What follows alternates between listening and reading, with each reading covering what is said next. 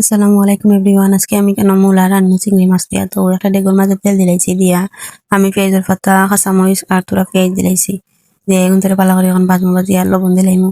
লবণ দিয়া মশলাটা আবার কষাই এই কেন গুঁড়া মশলা দিলাইমু, পানি দিছি একটু, দিয়া হলুদ মরিচ বাকর ওটা দিলাইছি, দিয়া এখন ইসা মাছ গুন দিলাইছি, দিয়া এখন ইসা মাছ গুন পালা করে কষাই দিছি, কষাইয়া এখন দিলাইছি মূলা।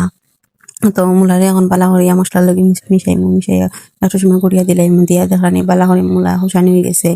এখন আমি দিলাইমু একটু পানি, ফিরার লাগে আর কি পানি দিলাইছি, দিয়া আমি এখন লাড়িয়ে ছাড়িয়ে আবার গড়িয়া দিলাইমু। অন্য মূলা জি হয়ে গেছে, উতরাই গেছে, এর লাগে একবার আমি লাড়িয়া দিলাম আর কি। এখন আবার গড়িয়া দিলাইমু, দিয়া এখন দেখমু মূলা সিদ্ধ হয়েছে না। মূলা আমি রান্নার আগে ফাফ দিলাইছি, ফাফ দিয়া রাঁধছি, এটা অফ ক্যামেরাত ফাফ দিচ্ছি। তো মূলাও সিদ্ধ হয়ে গেছে, আমি দিলাইলাম এখন ধনিয়া পাতা। তো ওলা আপনারা ট্রাই করবা। মূলা এমনি মানুষ খাই না, বেড স্মেল লাগে, হইলে মূলা খাওয়া পালা। আর যে মজা লাগে ওলা ফাফ দিয়া রান্নলে আর গন্ধ করে না। আপনারা ট্রাই করবা। পালা তো অবশ্যই। আসসালামু আলাইকুম।